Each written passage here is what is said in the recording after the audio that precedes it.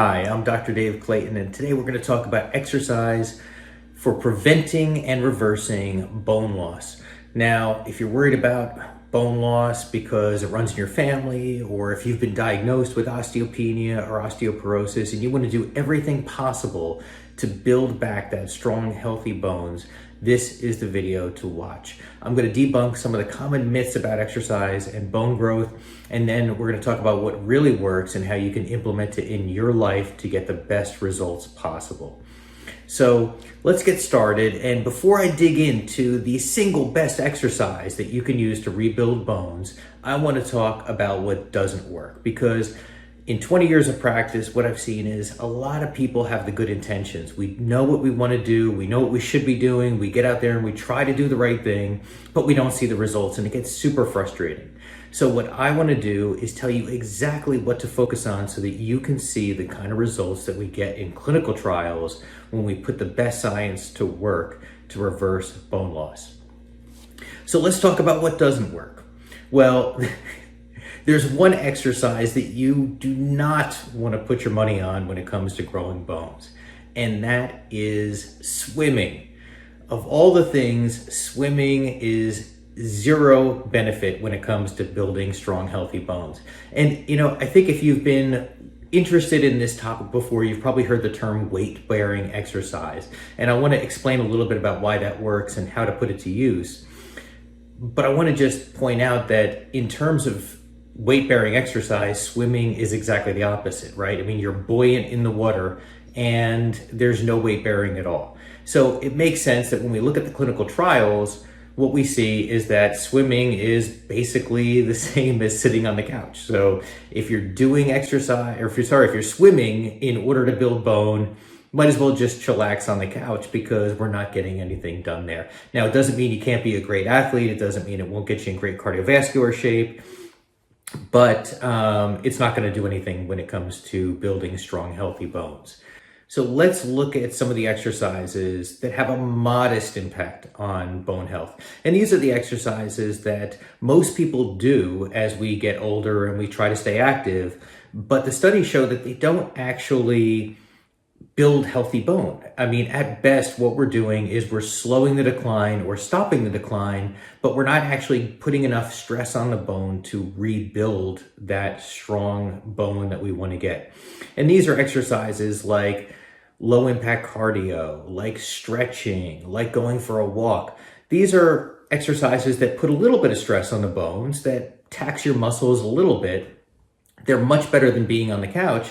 But all we're doing, according to the studies, is slowing bone loss or stopping it completely, but you're left with the bone that you've got, which means if you've already been diagnosed with osteopenia, if you've already been diagnosed with osteoporosis, it may be too late for this to play a role. So what we're really looking at is, what can we do if these aren't working to really stress the bone enough to put the bone back where it belongs? And the good news is, studies show that you can get up to 6% increase in bone density in as little as 6 months, a year, 18 months, by doing the right kinds of exercise. And if you think about that in terms of compound growth, what it means is that if you were to stay on the right exercise program for a year, 2 years, 3 years, 5 years, you can see ridiculous increases in growth over time.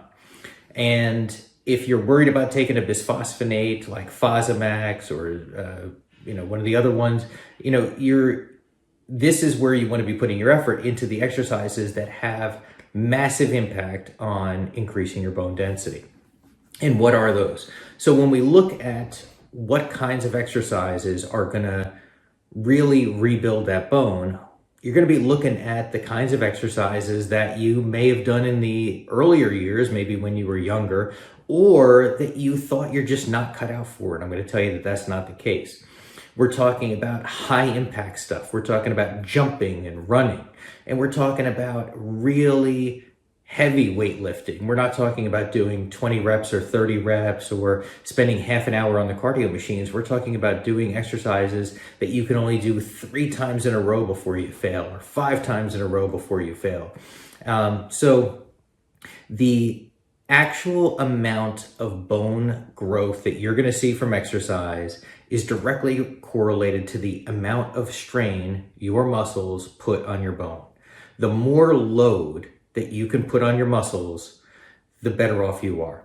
And in fact, nearly every single bit of evidence out there suggests that peak load, not the duration of load or the repetitions, but the peak load is really what drives bone health. And you can think about it in terms of your bones are looking at you and saying, okay, how much weight do we need to be prepared to carry?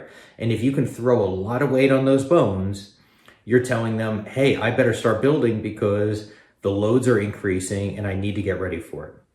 So what we're really looking at is peak load being the major determinant of how much bone growth you're going to see. And you can get that load either by doing a complex exercise like a squat or a deadlift or a shoulder press where you're putting up as much weight as you can, or you can do it by increasing the impact, right? So when you're running or jumping and your foot hits the ground and your body weight collapses onto that muscle and your muscle has to push off with maximum velocity, that's where you get that peak load on your bone.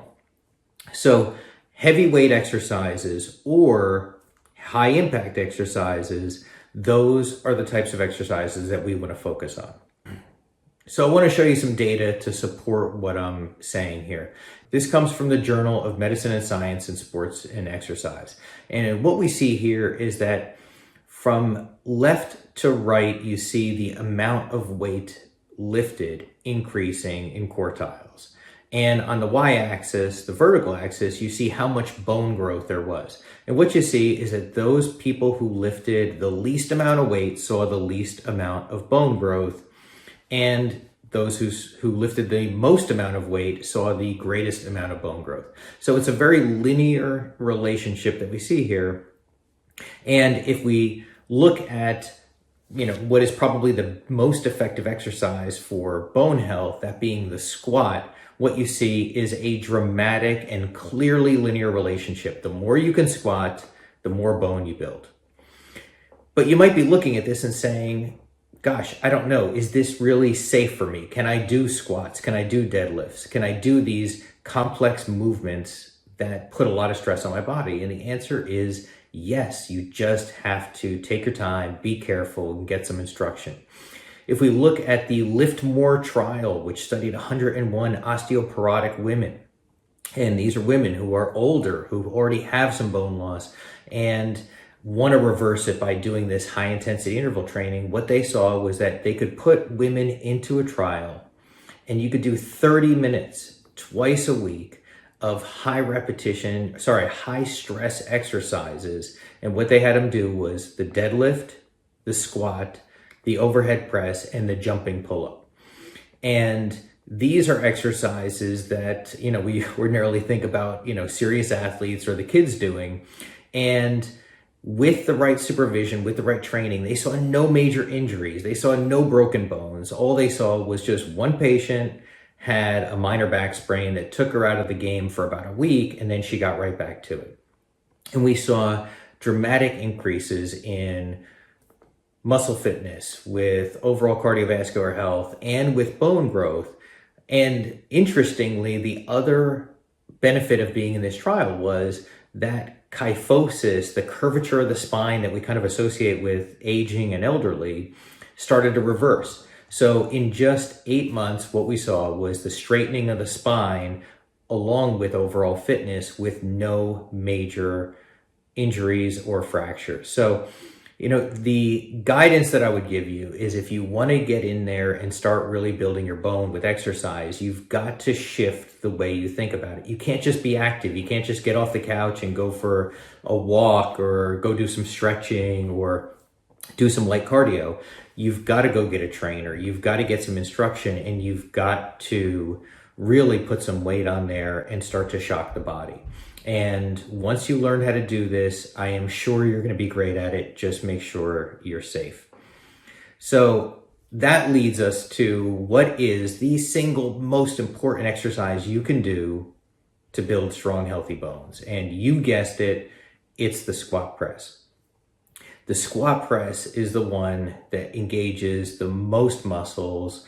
It allows you to put on the most weight, and it really stresses all of the major bones and muscles in the body along the axial skeleton.